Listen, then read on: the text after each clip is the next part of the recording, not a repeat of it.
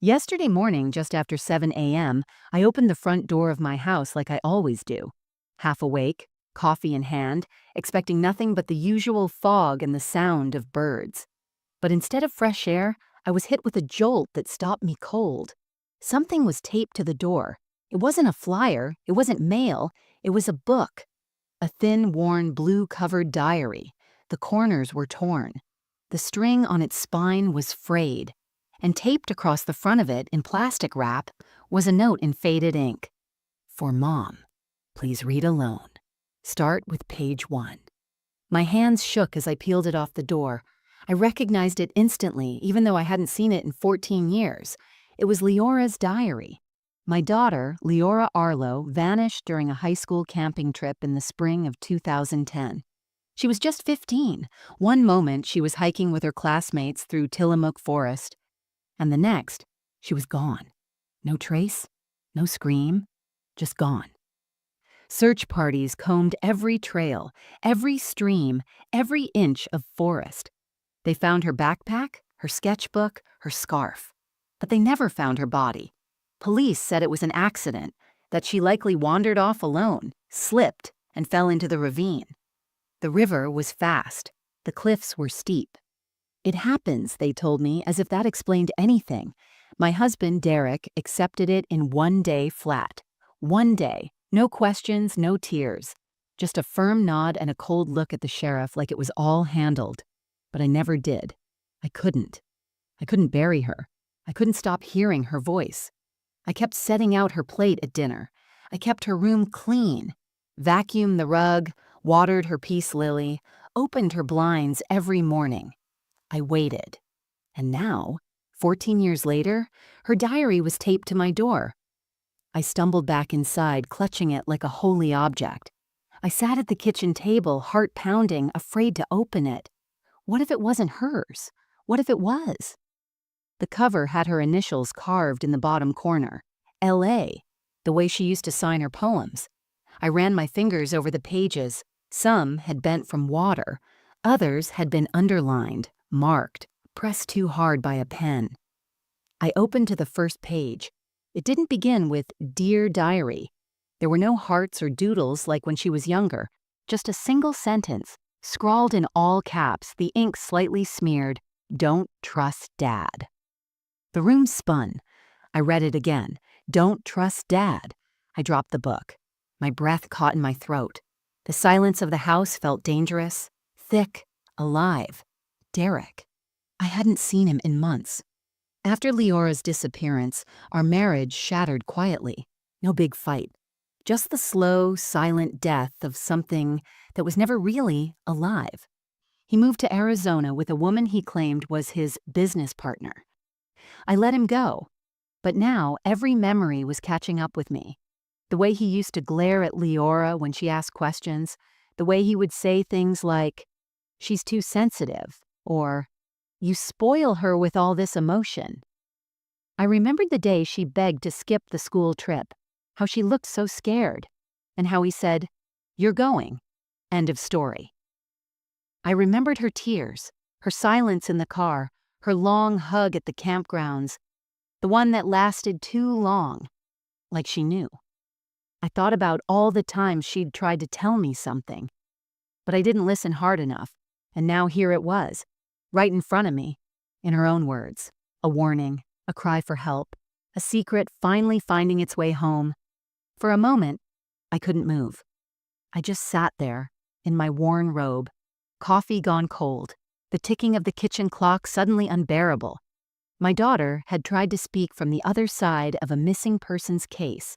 She was telling me something I wasn't supposed to know, and maybe, just maybe, she was still alive. I held the diary to my chest, closed my eyes, and whispered her name like a prayer. Leora. Baby. I'm listening now. What do you do when everything you believed about your child's disappearance begins to unravel with one page? You read the next one, and then the next, because the truth doesn't whisper forever. Sometimes it knocks on your front door, and sometimes it's written in your daughter's own handwriting. Before we start, let us know in the comments where you're watching from. Don't forget to like, share, and subscribe for more powerful stories.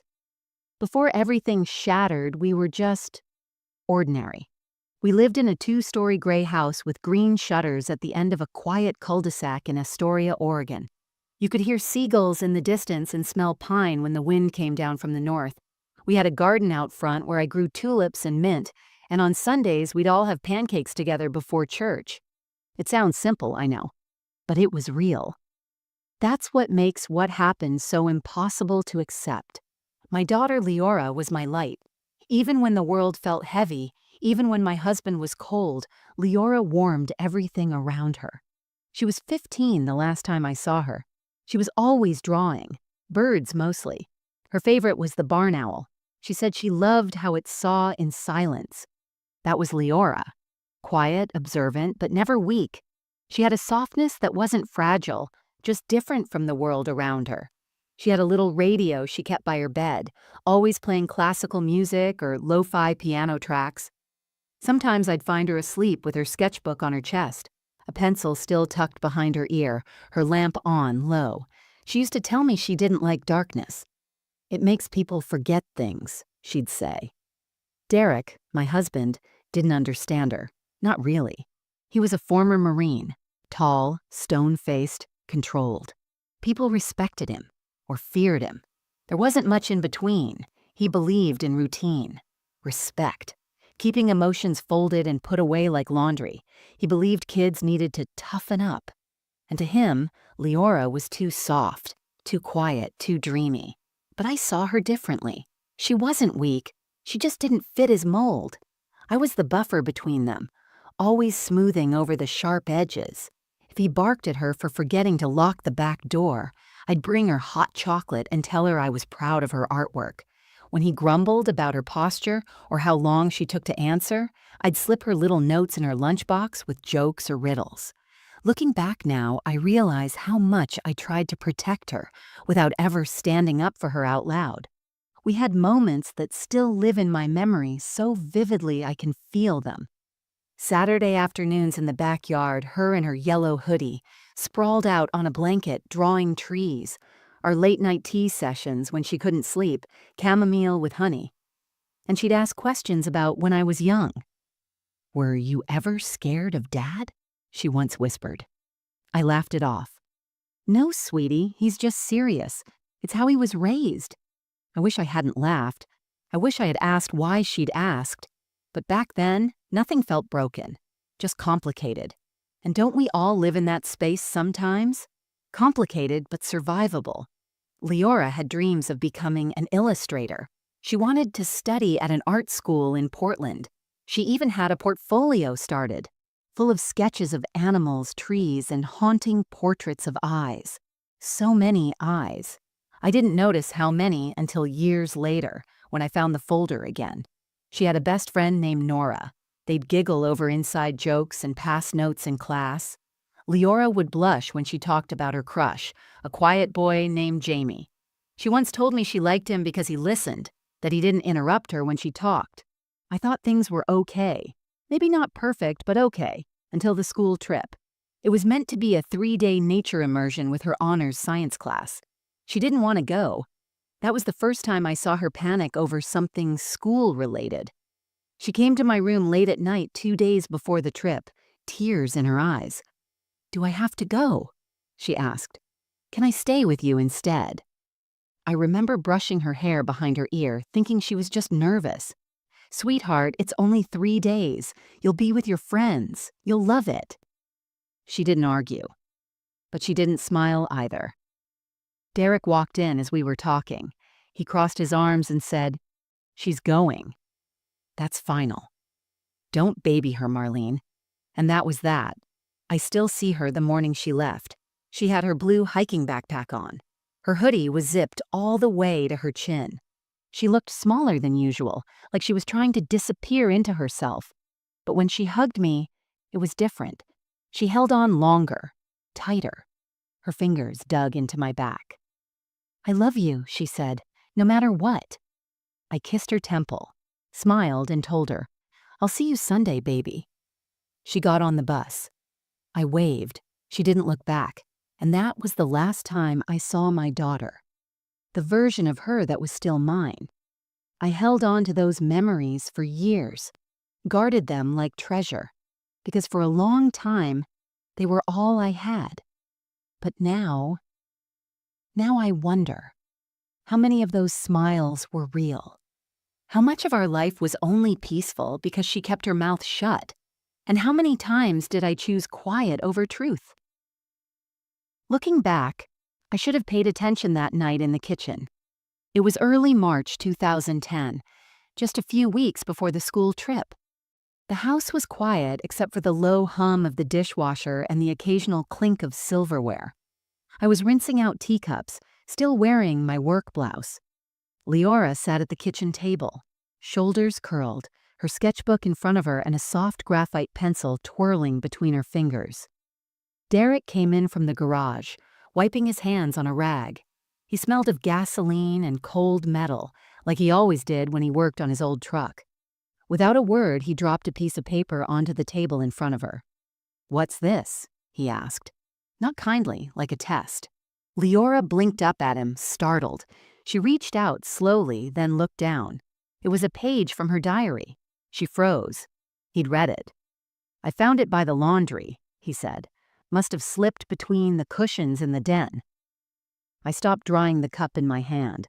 Leora's lips parted, but no words came out. Her fingers curled around the paper like she wanted to hide it. Derek crossed his arms. "You wrote this trash about me?" he said, voice low but sharp. "He watches me too much. I don't feel safe when it's just us." My breath caught. He stared her down. "You think it's okay to lie like this? To make your own father sound like some kind of monster?" Leora opened her mouth, trembling. "I didn't mean—" "Answer me," he snapped. I was just writing how I felt that day," she whispered. "It was just a thought." Derek leaned closer, his shadow stretching across the table. "There's no such thing as just a thought when it's on paper. You put this out into the world and it becomes real, understand?" She nodded quickly, eyes welling up. "I want you to rip it up. Now." Her hands shook as she tore the page in half, then into quarters, then into smaller pieces. She kept going even after he looked away. I stood frozen at the sink, soap suds clinging to my wrist. "Marlene," Derek said without turning, "tell her we don't write lies about our family. That's not how you raised her." My voice didn't come right away. When it did, it was thin, weak. "Leora," I said, "maybe just be careful what you write down. Some things are better talked about." She looked up at me, stunned. And that's the part that breaks me even now. The look in her eyes, like I'd just let go of her hand. After Derek left the room, she quietly gathered the pieces of the torn page and stuffed them into her sketchbook. She didn't speak. That night, after she went to bed, I tiptoed into her room and found her pretending to sleep. Her body was curled, stiff, like she was trying to hide inside herself. Her sketchbook was still on her nightstand. I didn't open it. I should have. That was the first red flag. Not the loud kind, not the kind that people recognize in movies or dramatic stories. This one was small, quiet, a ripple on the surface of something deeper. But it stuck with me. For the next week, Leora barely touched her sketchbook. She stopped listening to her little radio. She seemed tired all the time, absent. I told myself it was just stress, teen moodiness, homework, and hormones. But I knew better.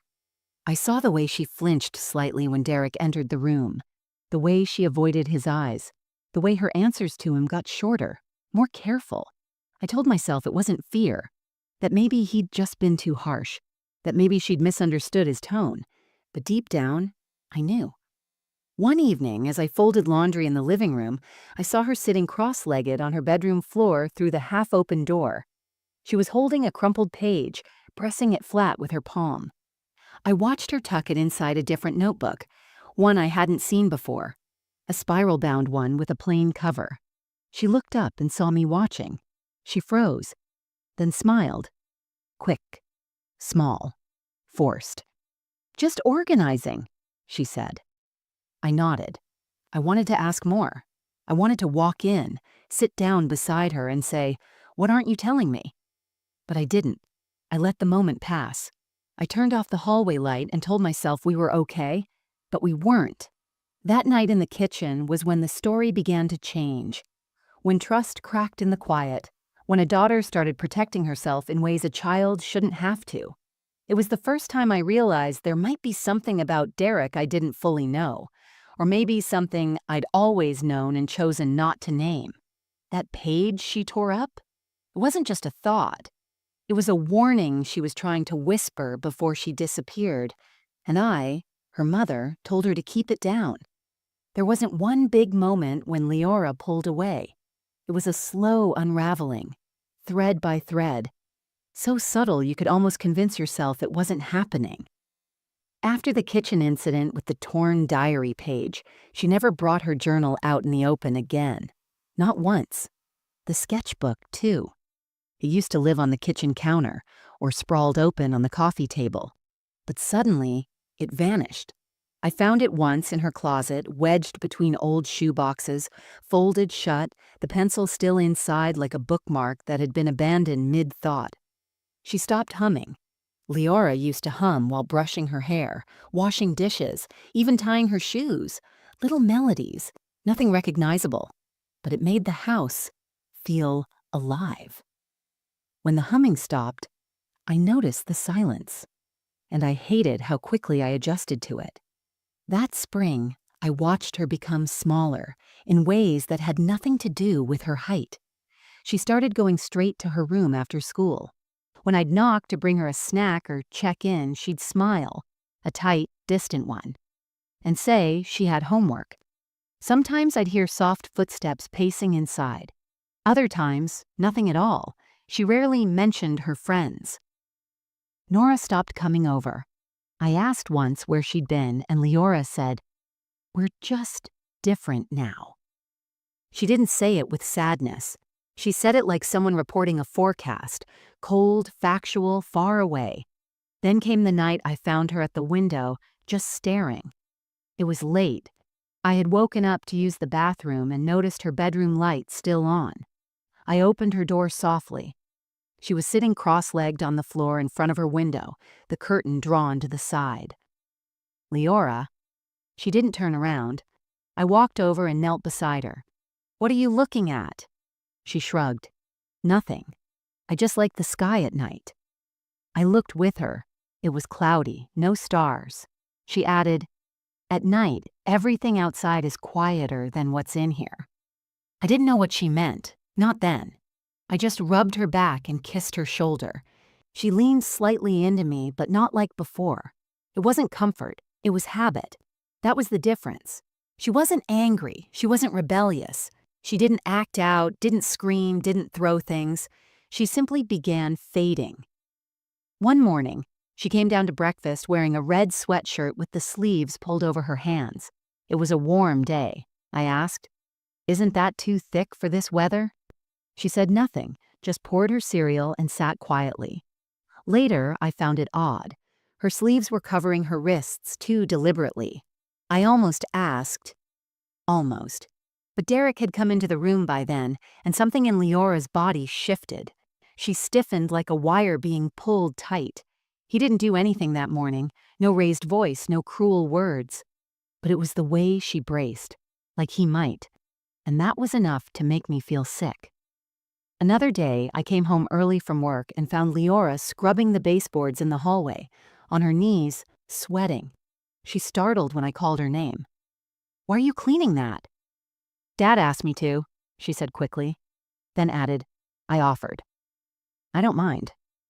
She looked at me with this hopeful smile, like she was trying to convince me and herself that this was normal. That's what emotional erosion looks like. It's not always bruises or shouting. Sometimes it's a girl quietly wiping the edges of a house that doesn't feel like home. Sometimes it's the way a child starts apologizing for existing. I saw her slipping into a shell, and I kept telling myself she was just growing up.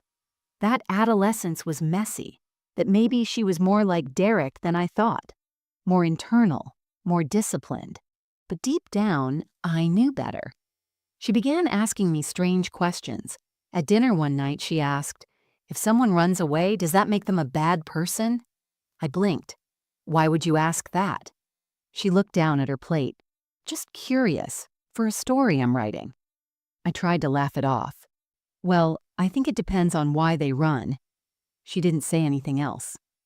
A few nights later, she left a note on my pillow. Not a dramatic one, just 6 words scribbled in purple ink. "What do you think freedom means?" It was signed with a little heart and the letter L. I still have that note. I keep it in the back of a drawer I never open unless I want to cry. All of this, all these small moments, were signs. But I missed them. Or maybe I saw them, but I wasn't ready to name what they meant.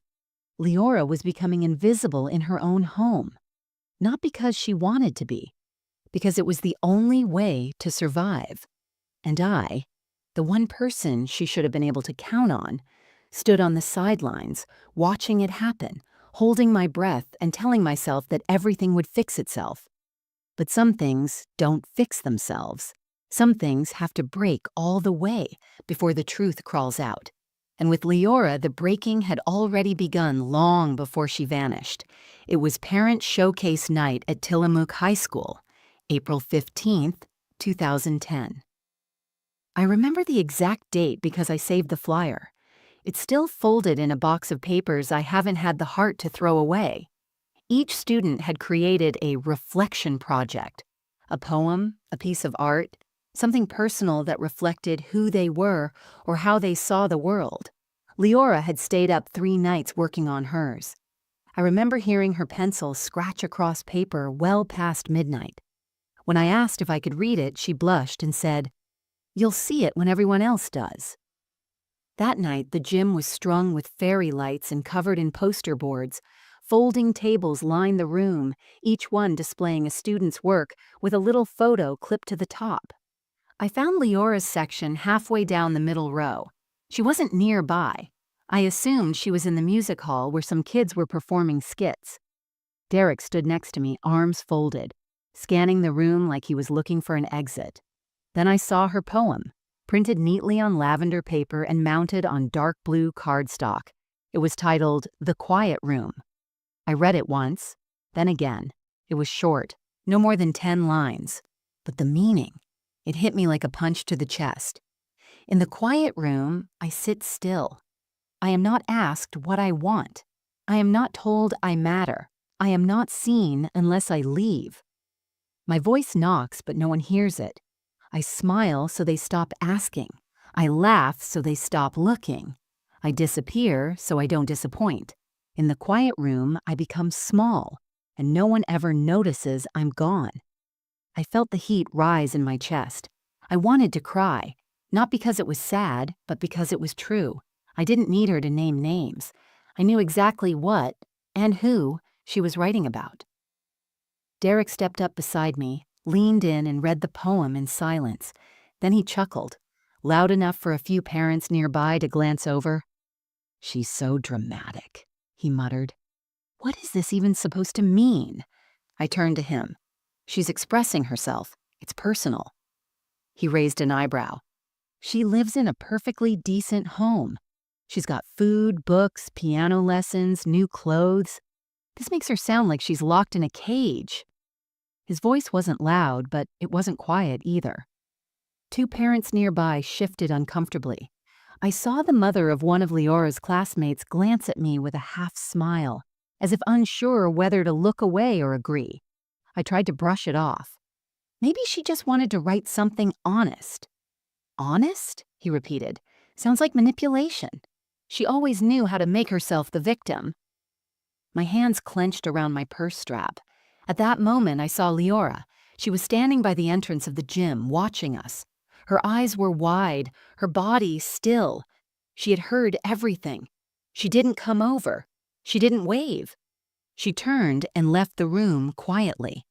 I followed her, but by the time I reached the hallway, she was gone.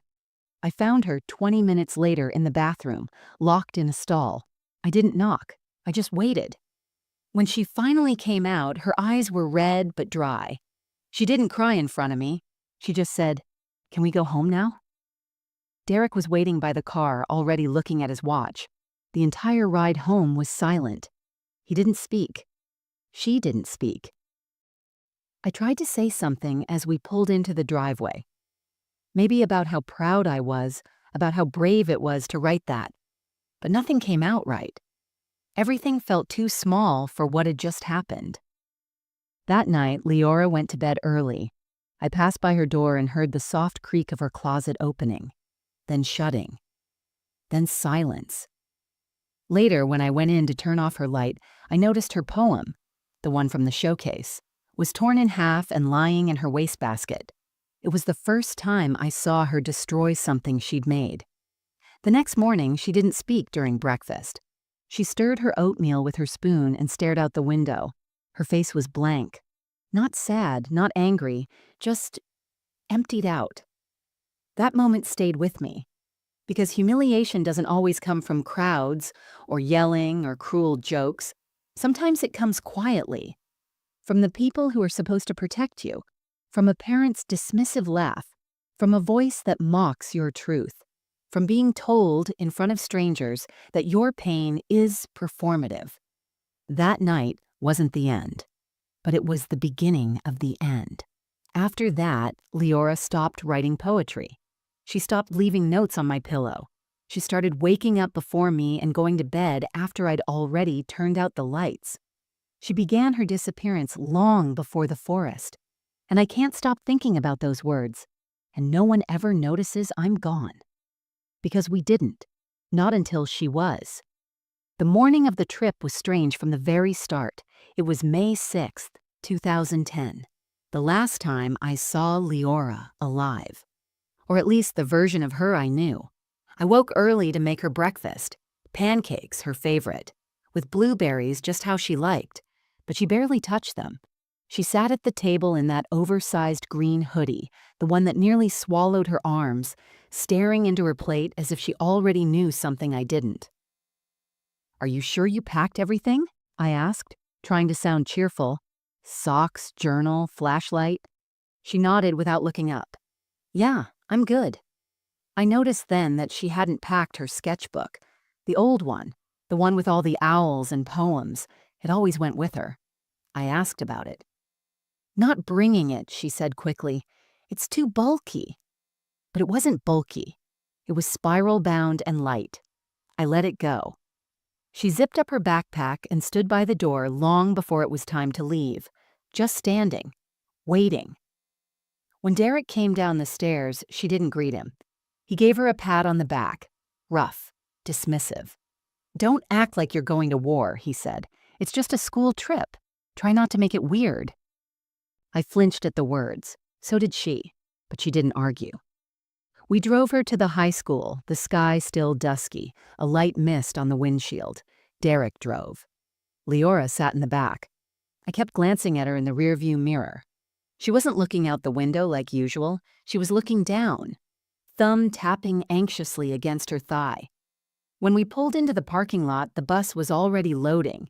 Kids were laughing, slinging their backpacks into the luggage compartment. Teachers were checking off names on clipboards. Leora got out slowly, pulling her hood tight over her head. I stepped out to hug her. She hugged me back. But it wasn't routine this time. It was long, intentional. Her hands clutched my coat like she was trying to say something through her grip. "I love you," she whispered close to my ear. "No matter what happens, remember that." I felt something cold pass through me. I pulled back, studying her face. "Leora, what?" But she was already walking toward the bus. I almost went after her. I wanted to. But Derek called from the driver's seat. "Let her go, Marlene. Don't smother her." So I let her go. That was my mistake. I watched her climb the steps. She didn't look back. I waited for her face to appear in the window, even just a glimpse of her profile. But she never sat by the window. The bus pulled out, and she was gone. The school called 2 days later. "Mrs. Arlo," the voice on the line said too carefully. "Your daughter didn't return from the solo trail hike this afternoon." My heart sank so fast it left a ringing in my ears. I dropped the phone. Derek picked it up and took over the conversation while I collapsed to the floor. She was missing. The trail hike was part of the final day's activity. Each student was given a small map and assigned a short solo loop to walk. A rite of passage, they called it. Reflective time in nature. She never returned from hers. The teachers assumed she took a wrong turn. Search and rescue teams were dispatched immediately. They found her assigned trail empty. No footprints after a certain point, just her backpack, carefully placed near a bench at the halfway mark.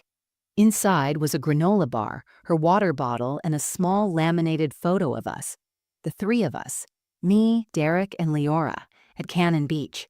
She was 8. There was no blood, no clothing torn, no signs of a struggle. The cliffside wasn't far from the last known point.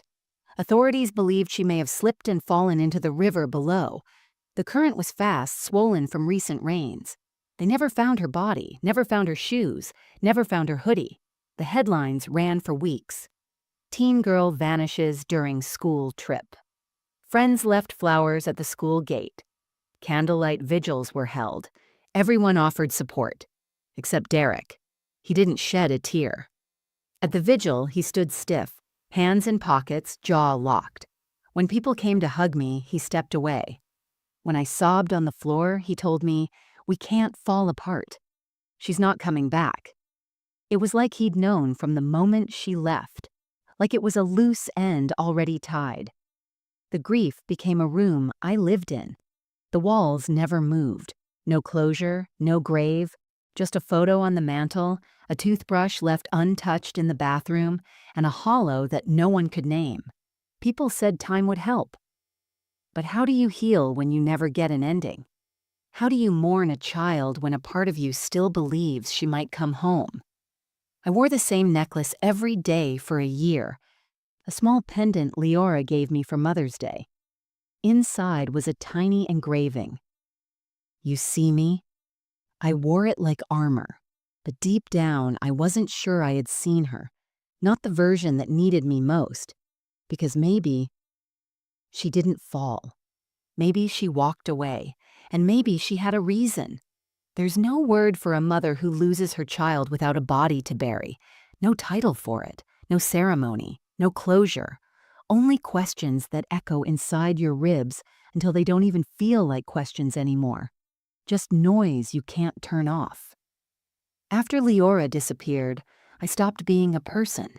I became something else, a shape that moved through the house, a shadow that remembered things like when she needed braces or how she used to line up her socks by color. I didn't go back to work for months. I couldn't walk past the library shelves without thinking of the book she never finished, the one we'd been reading together. I tried once. Made it halfway down the hall before I turned around and drove back home. Home. Even that word changed. The house didn't feel like home anymore. It was just a place where her absence had settled into the walls like mold. Her scent lingered in the pillows. Her laughter haunted the corners of rooms. I couldn't bring myself to touch her bedroom. Not for a long time. The bed stayed made. The closet remained full.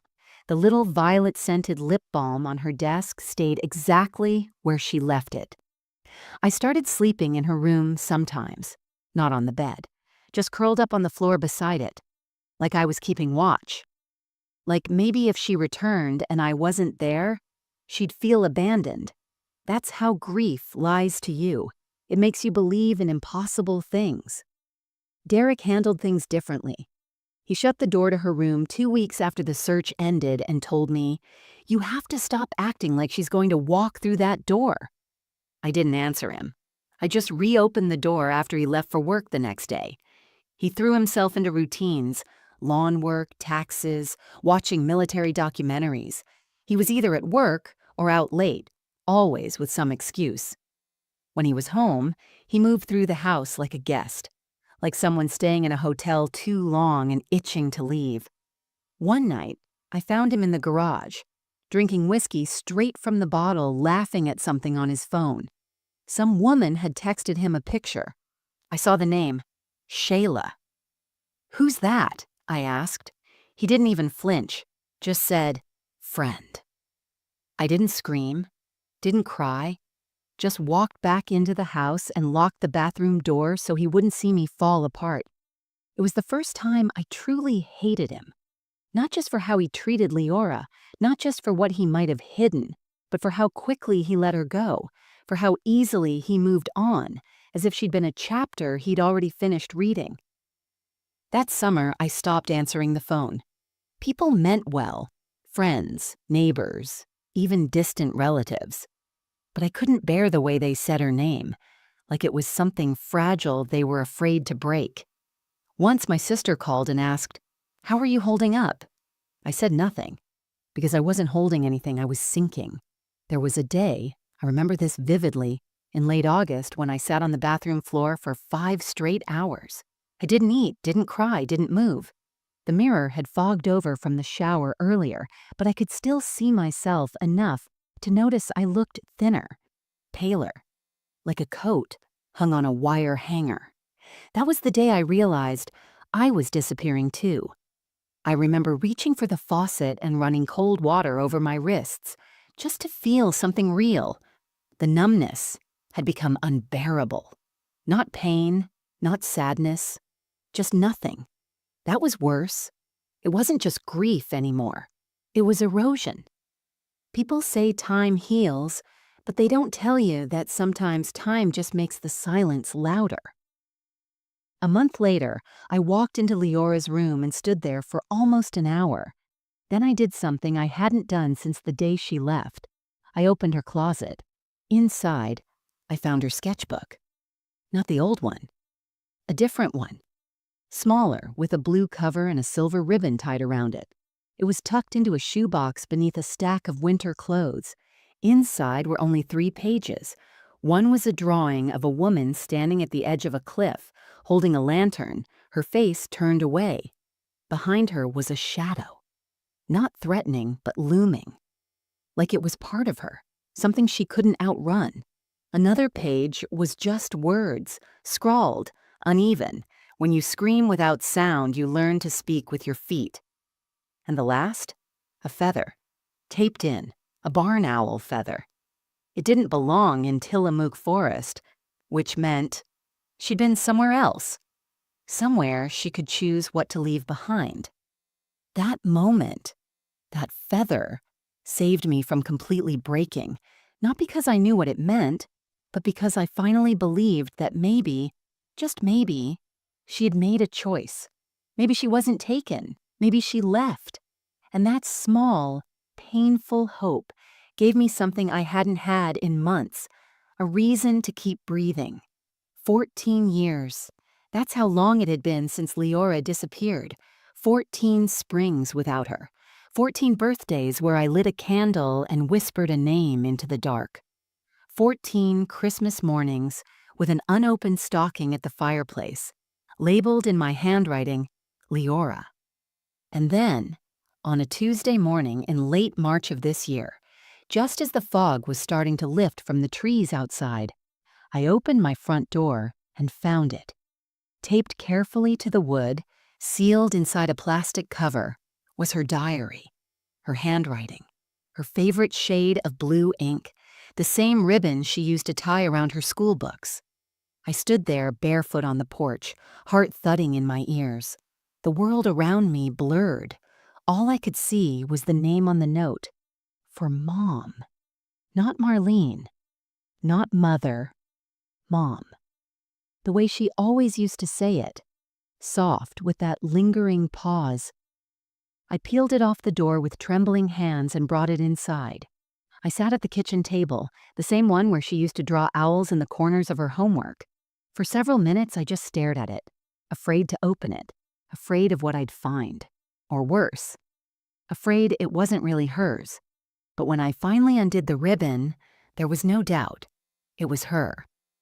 The first page didn't begin like a typical diary entry. No date, no Dear Diary, no rambling thoughts. Just a line written in large, deliberate letters. Don't trust Dad. Everything inside me sank. I read it again, slower this time. Don't trust Dad. It felt like the floor dropped beneath me, like my breath turned into sand in my lungs. I flipped the page.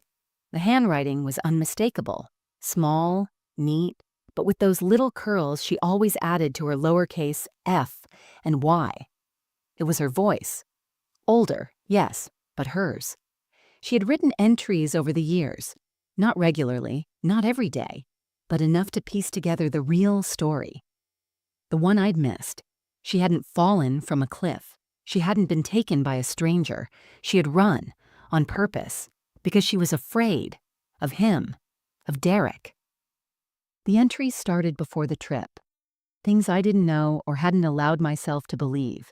That he'd gone through her journals. That he'd ripped pages from her drawings and told her they were proof she was unstable. That he once held her by the shoulders so tightly she had bruises, but told the school nurse she bumped into a cabinet. She had tried to tell me, in poems, in drawings, in whispers, and I hadn't heard her. She wrote, "Mom was the only thing keeping me from disappearing completely, but I knew if I told her everything, she'd confront him, and if she did, he'd turn it on me." She planned her escape for months. She mapped out the trail ahead of time, talked to a woman, a retired park ranger named Elaine, who lived near the edge of the state park, someone who'd lost a daughter of her own, someone who, according to Leora, understood that sometimes leaving is the only way to survive. On the day of the solo hike, Leora made it to the halfway point, left her bag near the bench like she was supposed to, then turned east into a clearing that led to an old service road. Elaine met her there. From that point forward, her life disappeared into new names, new towns, and silence. The diary included pieces from different years: 2013, 2016, 2019. Descriptions of working in a bookstore in Idaho under the name Claire, living with Elaine until she passed, wanting to return but never feeling safe. One entry read, "I watched Mom once from across the street. She still wore the green scarf, the one I gave her when I was 10. She looked tired. I almost knocked. I couldn't." And then, the most recent, "I'm ready now. I know who I am. I know what he did. I just don't want her to think I forgot her. I never did." At the very back of the diary, taped to the last page, was a photo, a new one. Leora, older, stronger, her hair cut short, standing in front of a bookstore with a cup of coffee and the same crooked half-smile she had when she was little. Written beneath the photo, "I'm okay now. I hope you are too. This is me, really me." I sat in that chair for hours. The sun rose and fell. The house shifted with creaks and whispers, but I didn't move. Grief had been a part of me for so long. It had become muscle, habit. But now, there was something new. Not joy, not yet, but clarity, truth, and a spark of hope I hadn't felt in over a decade. Not only was she alive, but she had saved herself. And now, she had reached out. I didn't sleep the night I read the diary. Not because I couldn't, but because I didn't want to. For the first time in 14 years, I didn't feel trapped in grief. I felt alert, alive. Like someone had cracked open a window in a house that had been sealed for too long. I sat at the kitchen table with Leora's diary pressed to my chest, the same table where she used to draw, where she once spilled tea and laughed so hard she couldn't breathe. I could almost feel her there again, not as a memory, but as something real, something present.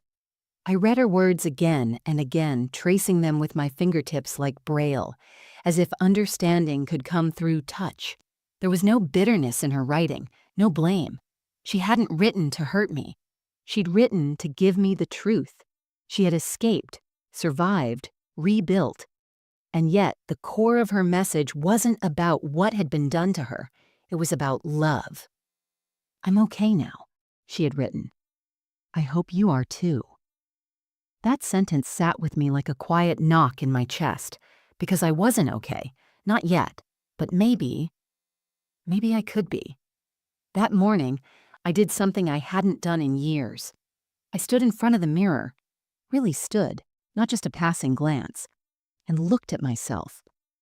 The woman staring back was not the same one who had packed blueberry pancakes into a Tupperware and waved goodbye to her daughter in a school parking lot. Her hair was grayer, her shoulders curved inward from carrying too much weight for too long. Her eyes, still brown, had lost the softness they once held. But behind all that, I saw a flicker, a familiar strength I hadn't realized I'd buried. It hit me then. Leora didn't just find a way to survive him. She had survived my silence, my protection of peace over truth, my fear of confronting the man I had chosen to share a life with. And she'd still loved me. That was the beginning. That was the moment the fog around me finally began to lift, not with a scream, not with a fight, but with quiet clarity. I started to remember who I was before the silence became normal. I was a mother who once stayed up late making costumes for school plays, a woman who kept a secret box of poems she never shared with anyone, someone who used to speak her mind until the cost became too high. That woman, me, was still in there. I made myself tea, sat by the window, and I thought, not for the first time, that maybe the next chapter didn't have to be written in pain. Maybe it could be written in truth. That day, I pulled out the shoebox from my closet, the one full of notes, photos, and small keepsakes I'd kept from Leora's childhood. I laid everything on the bed, every drawing, every letter, even the tiny socks she wore on her first day of preschool, and I matched them against the girl in the diary. Same spirit, same fire, just older, sharpened. It dawned on me that I didn't lose my daughter. I'd simply been looking for her in the wrong places, in fading photographs, in candlelit vigils, in that cliffside forest trail. But she wasn't a ghost. She was a woman now. A woman who had fought her way out of a home that had become dangerous. A woman who had chosen, after all this time, to trust me with the truth. That was her gift. And I was finally ready to accept it. I didn't call Derek. I didn't scream or demand answers. I didn't need to, because for the first time, I realized he no longer had any power in this house, or in my heart. I made a decision that afternoon. I wrote it in my journal, the same one I hadn't opened in years. I want my life to start again, this time, with my eyes open. That evening, I took down the family photo from the mantel, the one with the three of us smiling on that beach, frozen in a lie. I replaced it with the photo Leora had left inside her diary, the one of her standing in front of a bookstore, smiling without fear. I stood back and looked at it, tears sliding down my cheeks. It didn't make everything okay. It didn't erase the guilt or the years. But it was real, and it was hers. And that made it mine, too. That was my awakening. Not loud, not dramatic, just quiet and irreversible. The kind that comes when the story you believed begins to crumble, and you finally let it. I didn't start by making noise. I started with small, private decisions, the kind that don't seem like much to anyone else but mean everything to the person making them. I moved through the house differently, not timid, not floating like I used to, trying not to disturb the silence. This time, I moved like I belonged in every room, because I did, and I began to prepare. The first thing I did was buy a fireproof box and lock Leora's diary inside it. I didn't want to leave it on a shelf or under my pillow where someone could stumble upon it, especially not Derek. Even though he lived in Arizona now and only called a few times a year, I didn't trust him not to show up one day without warning. He had a way of inserting himself when you least expected it. But more than protecting the diary, I was protecting her story, her words, her voice. It was the most sacred thing I owned. Next, I opened a savings account in my own name. Separate from the joint account Derek and I had never officially closed, even after the divorce paperwork was finalized. Back then, I hadn't been thinking clearly. I'd let the bank account stay the same. I let so many things stay the same out of habit, out of exhaustion. Not anymore. I went to the bank wearing Leora's old owl pin on my coat. It made me feel brave. I told the clerk I was closing the joint account and opening a new one. She didn't ask why. She just nodded politely and handed me the forms. As I signed my name, I felt something shift in my chest. Not anger, not even grief. Authority. I was reclaiming it. I started going through old paperwork, tax records, property files. I hadn't looked at them in years, not closely. I noticed small things that didn't sit right. Payments I didn't remember approving. Transfers Derek had made from our joint savings during the year Leora vanished. I made copies, labeled folders, marked dates. At night, I read the diary again. Not all at once, just one page each night, slowly, letting her words become part of my breath. There was one entry I kept coming back to. It's easier to disappear when no one is watching closely. That's why he never worried, because he thought Mom never would. It burned, because for a long time, she was right, but not anymore. I made an appointment with a private investigator. His name was Mr. Howard, an older man, calm voice, the kind who doesn't blink at uncomfortable truths. I met him at a quiet cafe off the highway. I wore sunglasses and brought only a copy of the diary pages with Derek's name in them. I told him everything, or at least everything I'd begun to suspect. He didn't interrupt. He didn't ask for proof I didn't yet have. He just said, "I've seen stories like this before. You're not crazy." I almost cried just hearing that. He offered to look into Derek's records discreetly. Military background, employment history, travel logs around the time of Leora's disappearance. Anything that might explain how he knew she was gone so quickly. Anything that might expose what I hadn't been strong enough to question before. I handed over the files I'd copied and told him, "Don't make any noise. Just find the truth." He nodded. That's how change starts, quiet but careful. I didn't tell anyone about this. Not my sister, not my neighbors, not even the priest I sometimes spoke to at the community center. It wasn't time for announcements. It was time for alignment between who I was on the inside and what I was finally willing to do on the outside. I started taking long walks again. At first they were short, just around the block, then down to the water. I walked past the old playground where Leora once scraped her knees, learning to ride a bike. I touched the rusted metal of the monkey bars and closed my eyes. I thought about how strong she must have been to live alone, under new names with no one to lean on, and how strong I needed to be now, not just for her, but for me. I got my will updated, removed Derek as my beneficiary, added a clause about Leora in case she ever formally returned, not for money, but for recognition. A legal thread that connected us again, even if the world still thought she was gone. I donated his old things, the shoes he left in the hallway closet, the jacket I'd once mended for him, the one I no longer wanted to touch. Every thread of him that remained in my home, I folded it up, bagged it, and gave it away, not out of spite, but because I was done keeping space for someone who had only ever taken it from me. Each small action was a brick, and brick by brick, I was building a foundation for the truth to stand on. I didn't announce it. I didn't post about it. I didn't even say it out loud. But inside, I had begun. And nothing, not silence, not fear, not the weight of the past, could unbegin it. Power doesn't always change hands with noise. Sometimes it slips quietly, like a current changing under the surface. And by the time the person holding it realizes it's gone, it's already too late. That's how it started with Derek. I didn't tell him I'd reopen the investigation into Leora's disappearance. I didn't tell him about the diary, the private investigator, or the financial records I'd uncovered. I didn't tell him I'd changed the locks on the house or removed his name from every joint account. What I did instead was simple. I answered his next phone call without shaking. It was the first time in over a year that he'd called me directly. "Hey," he said flatly, "you hear about the military benefit program, some back pay stuff they're offering? Could be worth checking out. You might qualify under spousal status, technically."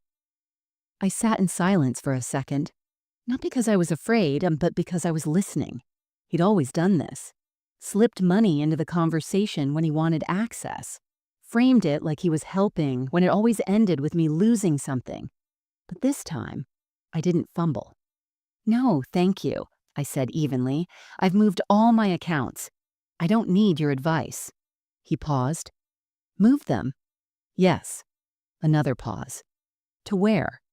"That's not your concern anymore." He let out a low laugh, the kind meant to sound harmless but used to unsettle. "Well, all right. Didn't realize we were playing games now." "I'm not playing," I said. "You just don't recognize the sound of someone who's done being controlled." It was quiet on the other end. Then, click. That was the last time he called. But it wasn't the last time I heard his name. Mr. Howard, the investigator, had sent me an update in the mail, exactly as I'd requested. Handwritten, discreet, sealed in a plain white envelope. The report was short but devastating. Derek's military discharge wasn't honorable as he'd always claimed. He had been let go under misconduct, related to aggression, and a physical altercation during his final year. He'd forged parts of his employment record in the years after. He had opened a second bank account during our marriage, withdrawn funds from our joint savings without my permission, used them to support a woman in Nevada. A woman who, according to Mr. Howard, had once filed for a restraining order but later dropped the case after private family negotiations. I sat with the envelope in my lap, my tea going cold beside me. I didn't cry. I just felt a quiet clarity. Like puzzle pieces I had spent over a decade avoiding were finally locking into place. This man, who had shamed my daughter, who had made me question my instincts, who had stood in a crowd of mourners and not shed a tear, he was built on lies. And now those lies had weight. They could be named, documented, proven. I made a copy of the file and stored it with Leora's diary. Then I did something that changed the air in my home forever. I walked into her room, this time not as a mourner, but as a mother, reclaiming space. I took down the framed photo of the three of us on Cannon Beach and placed it face down on the desk. Then I pinned the new photo to the corkboard, the one Leora had left in the diary. In it, she stood tall, confident. A short haircut, plain sweater, one hand holding a coffee cup, the other tucked into her coat. Behind her, a bookstore. Above her, a sign that read, "Small words, big stories." I whispered, "You're not small anymore." Neither was I. That week, I went to the sheriff's department. I didn't file a complaint, not yet. I just asked questions about the case, the gaps, the timeline. I spoke calmly, respectfully, but I saw the way the deputy tilted his head when I mentioned Derek's discharge. "It's not in the file," he said. "Are you sure that's accurate?" I handed him a copy. "I'm sure." That's when I felt it. Not revenge, not righteousness, but power. Quiet, grounded, earned power. And it wasn't just over Derek. It was over the version of myself I had once been. The woman who had stayed quiet, who had minimized her child's warnings, who had let grief paralyze her for years. That woman was gone now, replaced by someone who had facts, receipts, a voice, and a daughter who had trusted her enough to finally tell the truth. I didn't need to scream. I didn't need to broadcast it on rooftops. All I had to do, it was keep going, because the power had shifted, and this time it wasn't going back. I waited for the right moment, not out of fear, but out of purpose. For 14 years, I had lived in a kind of suspended silence, a silence I had once believed was survival, a silence that had protected him, erased her, and buried me. But now I had her words, her story, her courage, and I had myself again. I didn't need permission to speak anymore. I chose to call Derek on a Wednesday afternoon. He answered on the third ring.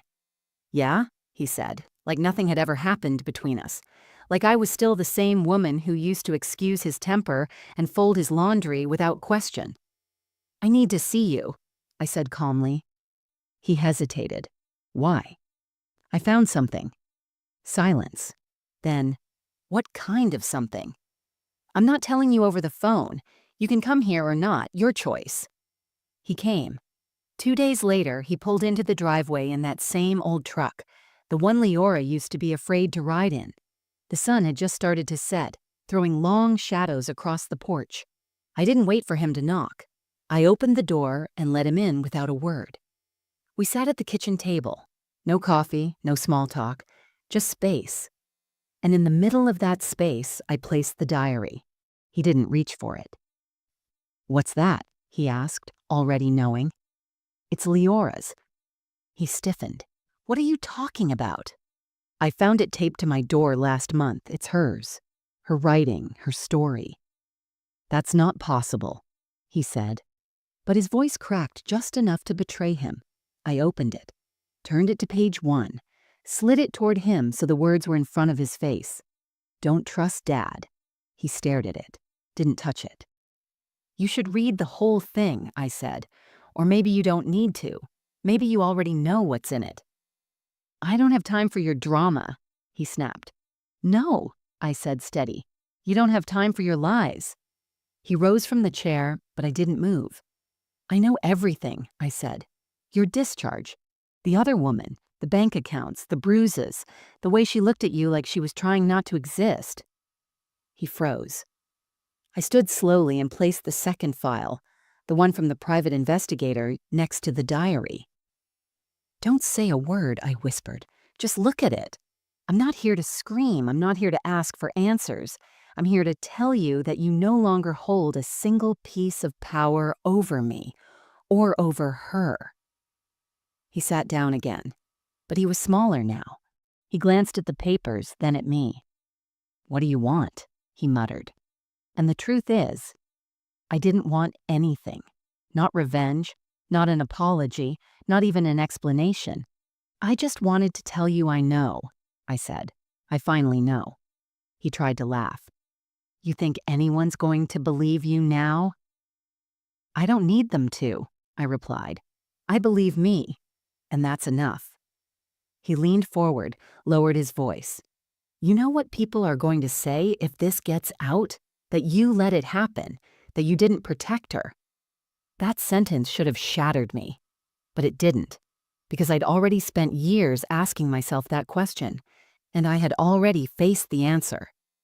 "I made mistakes," I said, "big ones, but I'm not the one who hurt her. I'm not the one who made her run, and I'm not the one who's going to live in fear when the rest of the world starts asking questions." He stood. "Don't come near me again," I said. He looked at me like he wanted to speak, to claw back the old rhythm, the old fear, but he couldn't find it, because it was gone. I walked him to the door, and I watched him leave. I didn't collapse afterward. I didn't cry. I sat down, opened the diary again, and placed my hand on her words. I said aloud to the quiet house, "She knows now." I heard her. That was the confrontation, not a scene, a reclaiming, not loud, but final. I thought the diary was the final truth. I thought confronting Derek would be the moment everything changed, and in many ways it was. But Leora had one more step planned, and she never needed me to take it for her. It came 2 weeks after the confrontation, in a plain manila envelope. No return address. Just my name, handwritten on the front in blue ink. The same blue she always used. Inside was a photocopy of an official statement, dated, signed, filed with the Department of Child Protection Services, out of state, a sworn affidavit, from Leora. She had turned everything over. Her memories, her timeline, the threats, the bruises, the story of the ranger named Elaine, and how Derek had cornered her in the garage the week before the school trip and warned her, "If you ever speak a word about this family, no one will believe you, especially not your mother." He had been wrong about that part. At the bottom of the form was a short note clipped to the page. "Mom, I never wanted to disappear. I just needed to survive long enough to come back on my own terms. Now you don't have to carry the truth alone. Love always. L." I read it 3 times. Then I folded it gently and pressed it to my heart. Leora hadn't just saved herself. She'd given us both closure, real, legal closure. Because once that affidavit was entered into the system, Derek's carefully built image, the well-spoken veteran, the charming neighbor, the respectable ex-husband, began to collapse. I received a call the following Monday from a social services investigator. They had opened a formal review based on Leora's testimony. Multiple inconsistencies in Derek's public records had come to light. His discharge had been flagged. His travel history didn't align with what he'd told police back in 2010. Then came the second call, from a woman named Gina in Nevada. She introduced herself as the one who used to be with your husband. She had found my number through public filings. She spoke with a quiet urgency. "I didn't believe your daughter at first," she said. "But when I read her statement, it explained everything. What he did to her, he did to us. I just didn't know how to name it back then." She had a daughter too, a teenager now, and for years she had worried that the cycle would repeat. "But your girl stopped it," she said. "I want you to know that." We talked for over an hour. By the end of the call, I felt something in my chest shift. Not sorrow, not rage, but peace. Leora had done what none of us had been brave enough to do before. She wrote her own ending, and that ending opened the door for others to do the same. A week later, I received another envelope. This one from the sheriff's office. Inside was a notice. Leora Arlo's case status had been updated. The words hit me like sunlight on skin. Presumed deceased was removed. Location confidential at survivor's request. She had claimed herself back, not as a missing girl, not as a victim, but as a survivor who had taken every shattered piece and rebuilt them into a name she could carry with pride. And as for Derek, he didn't fight the investigation. He didn't press charges, didn't show up at my door. He just disappeared into the quiet, the same quiet he used to weaponize against her. That was the justice. Not in handcuffs, not in headlines, but in the silence that followed when no one stood up to defend him, in the way truth, once spoken, had no intention of crawling back into the dark. I stood in front of the mirror that night, holding Leora's note, and for the first time in 14 years, I didn't see a woman weighed down by guilt or loss. I saw a mother, one who had made mistakes, one who had taken too long to act, but one who had finally listened and answered. Justice didn't come loudly. It came folded in a letter, signed in her hand, and sealed with the quiet strength of a girl who refused to disappear forever. It didn't happen the way I used to imagine. There was no knock on the door in the middle of the night, no dramatic phone call, no tearful airport reunion. It was late afternoon, quiet, bright, and I had just come back from the garden center. I was planting violets along the back fence, the same kind Leora loved when she was little. I was on my knees in the dirt, gloved hands deep in the soil, when I heard footsteps behind me. Slow, measured, soft enough that I didn't flinch, but present enough that I knew I wasn't alone. I stood slowly, brushing my hands on my jeans, and turned around. She was standing near the gate. Same posture, same eyes. Older now, her face sharper, her hair shorter, but it was her. Leora. She didn't smile at first, neither did I. For a few seconds, we just stood there, breathing in the same air for the first time in 14 years. "I wasn't sure I could come back," she said quietly. I swallowed hard. My mouth was dry. "I wasn't sure I deserved to see you again." She took a step forward but didn't reach for me. That told me everything I needed to know. She hadn't returned to be rescued.